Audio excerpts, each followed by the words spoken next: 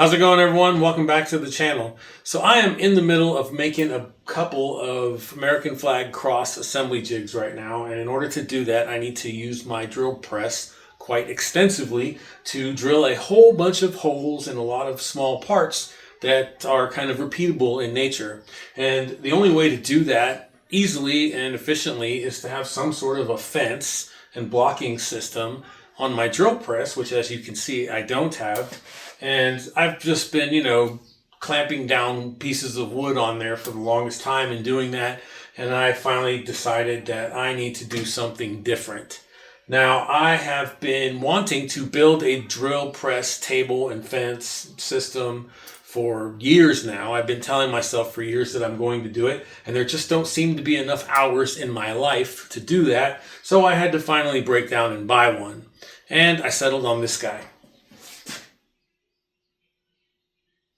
So I figured now is as good a time as any to finally get this done, get this thing installed so that I can go ahead and use it to, finish these jigs out instead of putting it off even longer than necessary. So I'm going to stop everything that I'm doing and do that today. We're going to get this thing out. I'm going to install it. I'm going to use it. I'm going to tell you what I think about it. If that's something that you're interested in seeing, then stick around because that's what we're going to do today.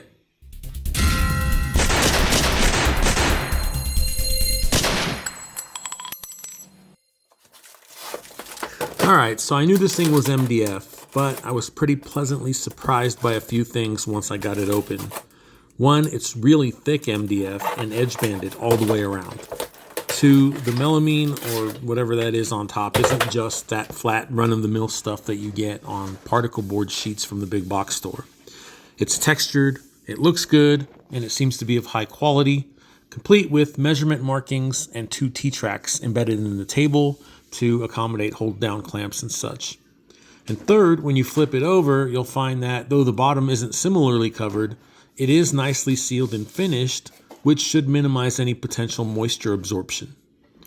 Also in the box is a replaceable MDF insert, 2 melamine covered fence pieces, and the fence itself, which is a nice anodized aluminum with a convenient T-track on the top for stops and whatever else you might want to put on there. There's also a smaller box, which you'll find a flip stop for the fence, all of the necessary installation hardware, the fence hardware, and the dust collection adapter. To install the table onto your drill press table, the instructions tell you to align one of the holes in the center of the table with the hole in the center of the drill press table, while also making sure the back of the table isn't contacting the column, and that turned out to be the center hole for me. I'm not sure why that's critically important, as the table has to be loosened and will move around when cranking up and down. Plus, who's going to drill not only through their workpiece, but also all the way through the 1/2-inch thick insert, as well as the rest of the inch or so of MDF in the table, and then into the metal drill press table underneath? Certainly not me. The only real benefit I can see is that you can insert something through the bottom of the drill press table hole and up through that hole in the MDF table if they're aligned to help pop out the insert. But then again, there are cutouts on all 4 corners of the recess for the insert to accommodate for that already. In fact, my one main complaint about this table so far is that the insert is rectangular instead of round. While you can probably flip it around, flip it over, flip it around again, and get 4 new surfaces out of it with this shape, that only works if you're using one of the other holes for alignment instead of the center hole like I am, because now it's only going to be in the middle of the board as opposed to one end or the other.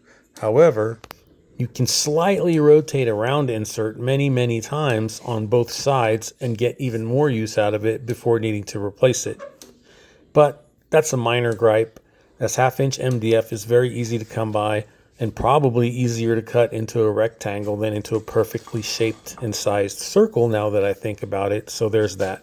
They also tell you to make sure the cutout on the back is oriented so that you can turn the elevation crank, but honestly I don't see how moving the table a little in one direction or the other will dramatically affect that clearance.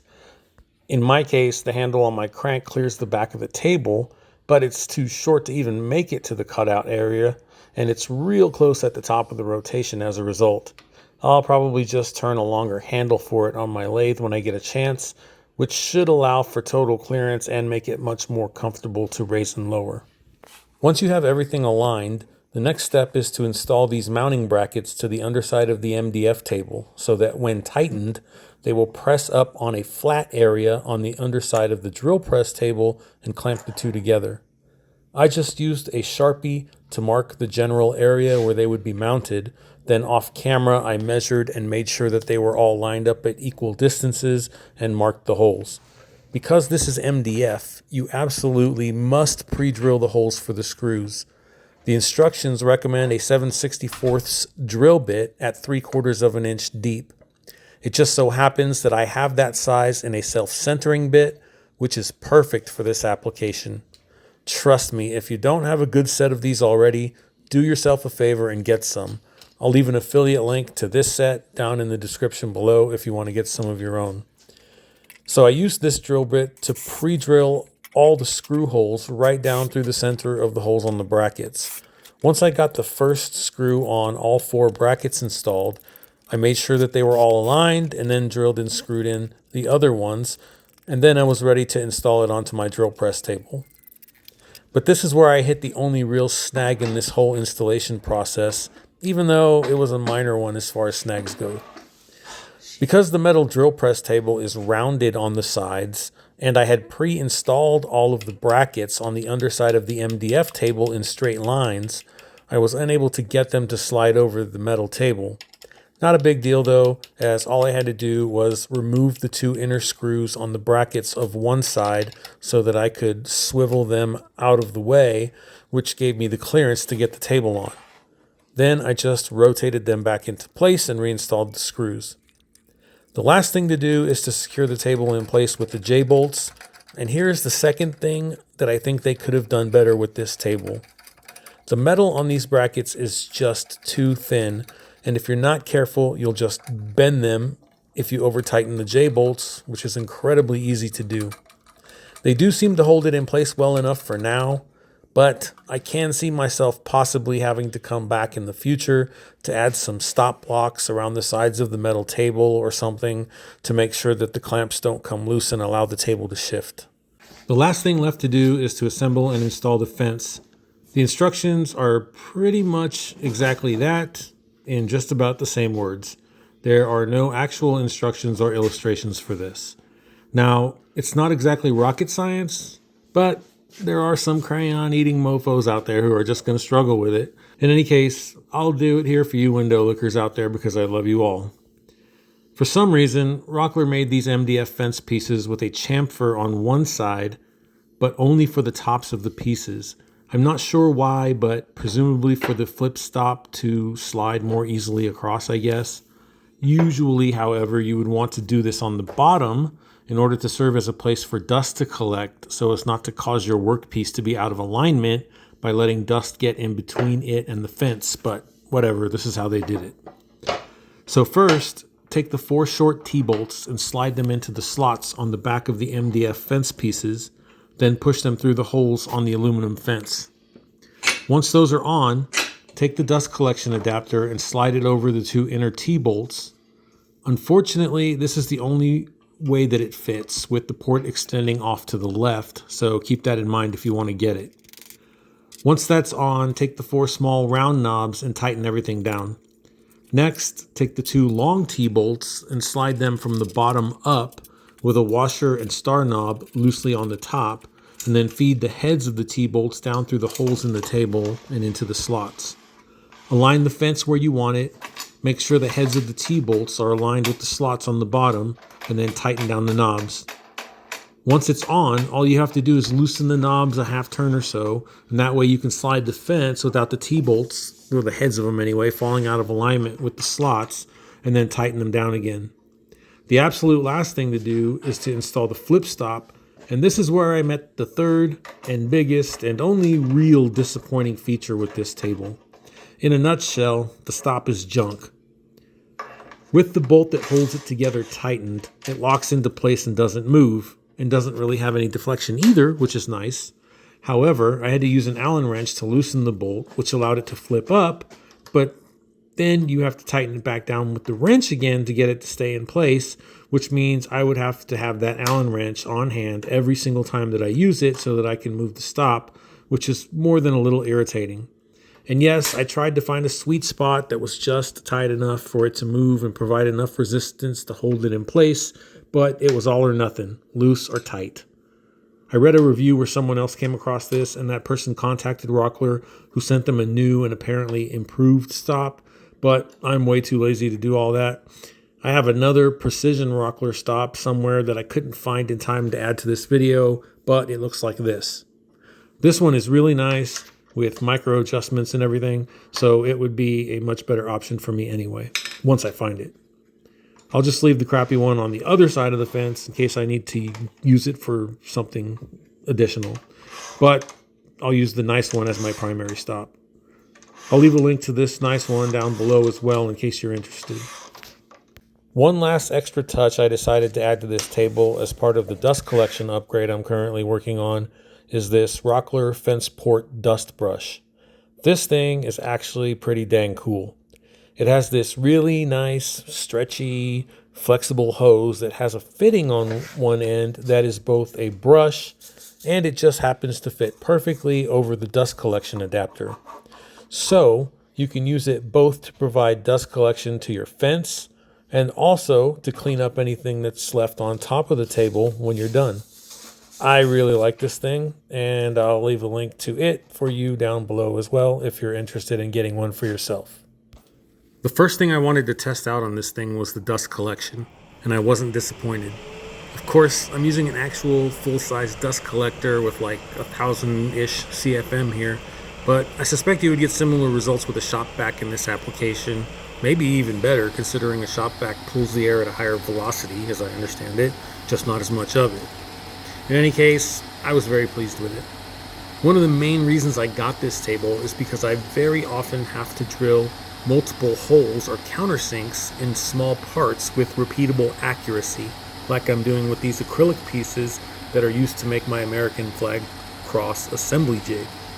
I used to do this by clamping a temporary fence and stop down to the cast iron table, and that worked, but it took longer to set up. I had to dig around for scrap pieces to use for this purpose.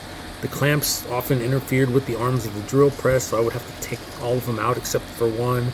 And still the pieces would move around a little from time to time, which would ruin them. This way is fast, easy, and accurate, and I was very happy with the results.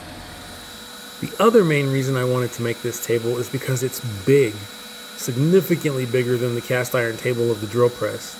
Every time I make a jig, which is fairly often, I have to use the drill press to countersink these huge acrylic top pieces, and having that extra real estate combined with the convenience of the easily adjustable fence and stop makes this a whole lot easier than trying to balance larger pieces like this on the small cast iron table that is made a whole lot smaller by the temporary fence and stop pieces clamped down to it. Not to mention all of the measuring and moving around those little pieces to get them exactly in the right position, which often is kind of time consuming. I'm sure there's some footage of me doing this on the cross jig video if you really want to see it. I'll link it down in the description below if you're interested. All right, so at the end of the day, what did I think about this? It does what I need it to do. Would I have liked to have made my own with like lots of cool features and bells and whistles and innovations and drew up plans for them and sold them to you guys and all that stuff? Sure, if I had the time, I would have done that. But I mean, I have other things to do between a full-time day job, a pretty much full-time woodworking business job, and the content creation, which is also full-time, essentially. There are not enough hours in the day for me to do certain things, and building jigs is one of them. Would I have liked to have done it? Sure. Would it have saved me money? That's questionable. Now, you can get these for cheaper in other brands and, other places, but, whether or not you like Rockler in general, there's a lot of things, the pricing or whatever. I could talk about that for hours, but for the most part, they've never let me down. Their stuff tends to work. It tends to work well. And, with the odd exception here and there, nothing's perfect. There are a few things they make that I don't care for, but when it comes to dust collection and jigs and things like that, typically they do really well. And this one's no exception to that. It works great. I'm really happy with the quality of it, and it does what I need it to do. So I really can't complain. And to be honest with you, probably the coolest thing about it is this whole brush attachment for the dust collection. I found this totally by accident when I was looking around in Rockler. I was going to buy something else to do this, and I saw this and I was like, oh man, that's really cool, because now I can just disconnect it from right there where it would normally live when the dust collection is on, clean up anything that escapes it here on top of the table. But also, I just so happened to have my scroll saw right next to it, and I had no previous way of attaining dust collection for that. So now I can take this off and clean up around here as I need it, as I'm using it. I also have these clamp things that I could put on here and actually clamp it to the table and hold it in that position if I wanted to. So either way, I have it. It's right there. It'll work for both of these things. I can also use it to, do some cleaning inside the CNC if I need to, or whatever. It's really, really handy. I mean, this is, to me, honestly, even cooler than the drill press table. So again, if you want to check one of those out for yourself, I'll link all this stuff in the description below for you. But other than that, that's all I have for this video. If you guys have any other questions or want to know anything else about this, hit me up in the comments below and I'll get back to you. I always do. And that's going to do it. As always, thank you for watching. Stay safe and happy woodworking. I will see you on the next one.